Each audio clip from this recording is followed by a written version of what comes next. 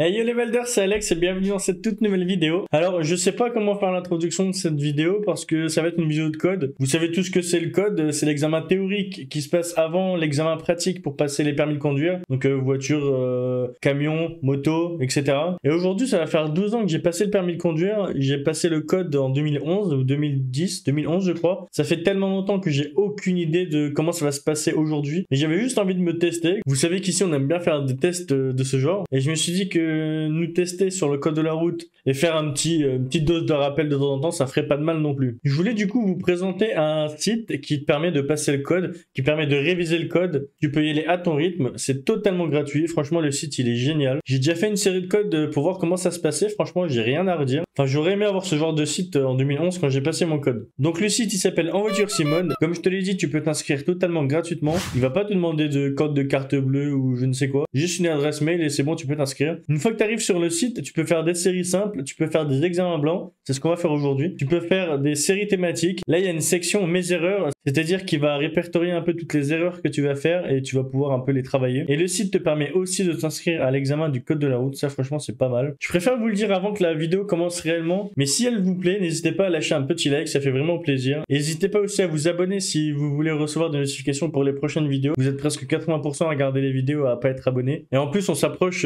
rapidement des 1000 abonnés. Franchement, ça fait trop plaisir. Donc n'hésitez vraiment pas. Et pour rendre la vidéo un petit peu plus communautaire, ce que je vous propose, c'est juste de prendre une feuille et de noter sur cette feuille si vous avez répondu réponse A, B ou C ou D. Et à la fin de l'examen, dans les commentaires, vous me dites combien vous avez eu sur 40 pour qu'on se fasse une petite idée de qui a ou non son code. Je vais juste vous laisser 15 secondes pour aller chercher une feuille et un stylo. Je vous mets un petit documentaire animalier en attendant.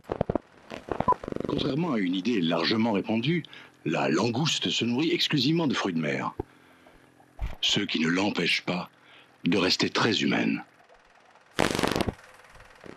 Et c'est parti. Donc on arrive pour la première question de l'examen. Du coup, vous voyez qu'en bas, il y a un petit timer. Donc on va se dépêcher. Là, il me demande si je m'arrête ou pas, sachant qu'il y a un piéton juste là qui est en train de traverser. Les piétons sont toujours prioritaires, bien entendu, donc on va répondre oui. Pour rechercher un contact dans mon téléphone, je quitte généralement la route des yeux pendant moins d'une seconde, environ une seconde, plusieurs secondes. Je pense que c'est plusieurs secondes. Un abaissement ponctuel de la limitation de vitesse correspond toujours à un danger perceptible. Non, du coup, ça peut être des dangers, je pense, qu'on peut ne pas voir. Exemple, dans un virage, une plaque de verglas, un truc comme ça, je pense. Lors d'un contrôle routier, le refus d'obtempérer avec mise en danger de la vie d'autrui est passible de 5 ans de prison, oui ou non, 75 000 € d'amende, oui ou non. Donc 5 ans de prison, je dirais oui, et 75 000 € d'amende, je dirais oui. En général, je me souviens qu'ils avaient tendance à mettre toujours les plus grosses peines ou les plus gros... Enfin, ce genre de questions, à chaque fois, c'est oui, quoi. Je crois. Là, je crois qu'on a une vidéo. Afin de mieux voir, j'allume les feux de route. Donc là, il pleut, il y a les feux de la ville qui sont allumés, les lumières de la ville qui sont allumées. Afin de mieux voir, j'allume les feux de route. Je dirais non. Il n'y a pas de nécessité ici. La différence d'usure entre deux pneus montés sur un même essieu ne doit pas excéder 1 mm,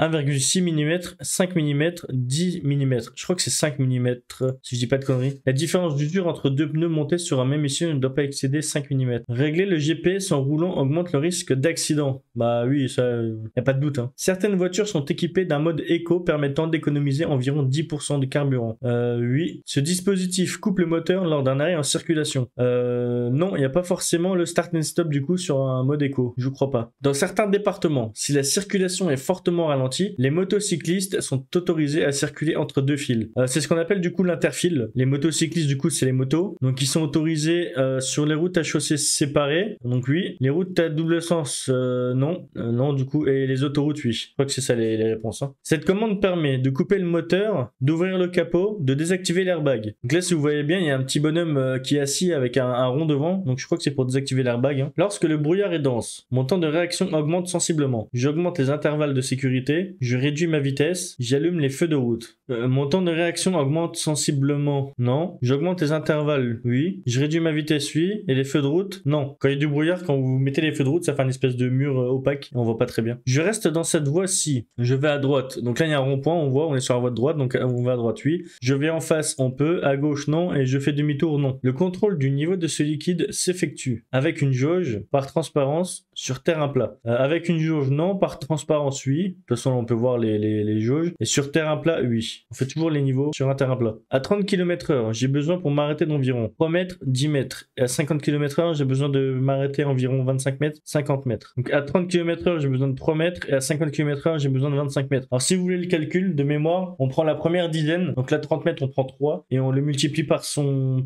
propre nombre. Donc 3 x 3.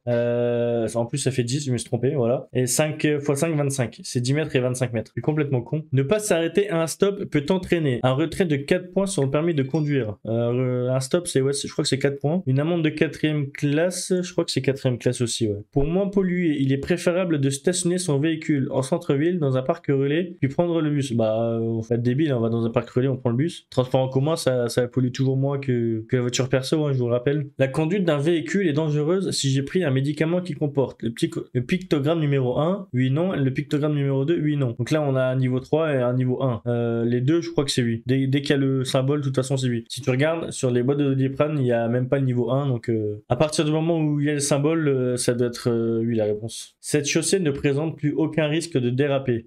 C'est faux. Je circule à la vitesse maximale autorisée. Bah non, on adapte sa vitesse, toujours. Si on peut rouler à vitesse maximale, on roule, mais on adapte toujours sa vitesse en fonction de son environnement, donc non. Le principal danger se trouve dans la zone. Numéro 1, numéro 2, numéro 3, numéro 4. Donc la numéro 1, là il y a des panneaux blancs, donc on sait qu'à gauche ça peut pas venir. Numéro 2, c'est possible, parce que là on voit pas les voitures, on voit pas ce qui se passe. En plus, c'est un piéton qui peut traverser. Numéro 3, non, et numéro 4, non. Bah du coup, je dirais numéro 2. Putain, ça va vite la question. Le temps d'analyser. Là, on a une vidéo. Les conditions pour entamer un dépassement sont réunies. Donc là, on voit la ligne pointillée, donc ça veut dire qu'on peut traverser. Les flèches, c'est pour la file d'en face, la file de gauche, donc c'est pas pour nous. Les flèches là ordonnent de se rabattre, mais c'est pour la file de contresens. Donc là, les conditions pour entamer un dépassement sont réunies, je dirais oui. Il y a une voiture derrière, mais elle a pas l'air de vouloir dépasser. Nous, on peut doubler. Une mauvaise installation au poste de conduite accélère l'apparition de la fatigue. Oui ou non? Une mauvaise installation, oui, du coup, ça fatigue. Soyez confortable pour faire un long trajet parce que ça peut vite devenir éprouvant. Une acuité visuelle de 10 sur 10e me permet de lire un panneau d'entrée en agglomération à une distance au moins 50 mètres. 100 mètres d'entrée en agglomération? Non, je dirais 50 mètres, validé. Sur route sèche, circuler avec des chaînes est interdit. Route sèche, c'est juste, je crois que c'est interdit. C'est même pas déconseillé. En circulation, il est préférable de regarder l'écran du GPS assez longtemps, une bonne fois pour toutes, plusieurs fois brièvement. En circulation, donc c'est pendant qu'on roule, plusieurs fois brièvement, je dirais. On évite de lâcher les œufs de la route trop longtemps, donc je pense que c'est plusieurs fois mais brièvement. Pour réduire les effets du virage, je suis autorisé à chevaucher la ligne médiane. La ligne médiane, c'est la ligne du milieu, je vous rappelle. Et non, c'est interdit. Pour déclarer un accident à mon assureur, je peux utiliser un constat papier, oui. Un constat dématérialisé, oui. À l'époque, c'était obligatoire, je crois, d'avoir un constat papier, et je crois que maintenant, c'est plus obligatoire, vu qu'on peut l'avoir sur le téléphone. Dans les rues à sens unique, les cyclistes peuvent être autorisés à circuler à contresens si je rencontre le panneau. Numéro 1, cycliste, je dirais oui, ouais, c'est quasiment sûr. Et numéro 2 encore pire, ouais, donc oui. Ouais, les deux, les cyclistes peuvent être à contresens, si je dis pas de conneries. Une utilisation intensive de la climatisation a des répercussions économiques. Oui, ça consomme plus. En plus, l'entretien de la clim, ça coûte cher. Et écologique, oui, ça pollue aussi. À 90 km/h sur sol sec, ma distance minimum d'arrêt est d'environ 30 mètres, 60 mètres, 80 mètres, 100 mètres. Je crois que c'est le même calcul que tout à l'heure, donc 9 x 9, c'est 81, donc je dirais 80 mètres. C'est d'environ 80 mètres, c'est pas ok. Donc c'est environ 80 mètres. 9 x 1, 81, 80 mètres. Ça doit être ça. La vitesse est limitée à 90 km/h pour la voiture jaune, la voiture verte et pas la voiture bleue. Je pense pas que la voiture bleue ce soit le cas. Donc du coup, c'est pas les trois voitures. Je dirais jaune et verte. L'habitacle d'une voiture garée en plein soleil peut atteindre la température de 60 degrés en 10 minutes. Ouais, c'est le genre de question que je vous disais tout à l'heure. C'est toujours le pire, hein, toujours. Donc là, je dirais oui. Un enfant laissé dans cette voiture risque un arrêt cardiaque aussi. Ça, c'est dangereux, hein, même les animaux, hein, évitez de les laisser dans les voitures en plein soleil. Ça peut vite monter en température. Des pneus sous-gonflés tiennent mieux la route. Sur sol mouillé, non, et route enneigée, non. On évite toujours de rouler les pneus sous-gonflés. Plus ça fait de mauvaises usures et tout, c'est vraiment pas bien. Titulaire d'un seul permis BEA, boîte de vitesse automatique, unique. Je suis autorisé à conduire une voiture à boîte de vitesse manuelle. Si je suis en période probatoire, non. Période probatoire, c'est les 2 ou 3 ans que vous allez passer avec le A après avoir reçu votre permis. Et si j'ai 10 ans de permis, bah non, parce que c'est un permis à boîte automatique, donc non. La vitesse est limitée à 30 km/h, parce que l'endroit est dangereux, parce qu'il y a des ralentisseurs. Donc là, il y a un ralentisseur juste là. Vous savez, les dodanes, ça s'appelle des ralentisseurs. Mais s'il y a un ralentisseur, ça veut dire que l'endroit est dangereux. Donc je pense que c'est celle-là, parce qu'il y a des ralentisseurs. Non,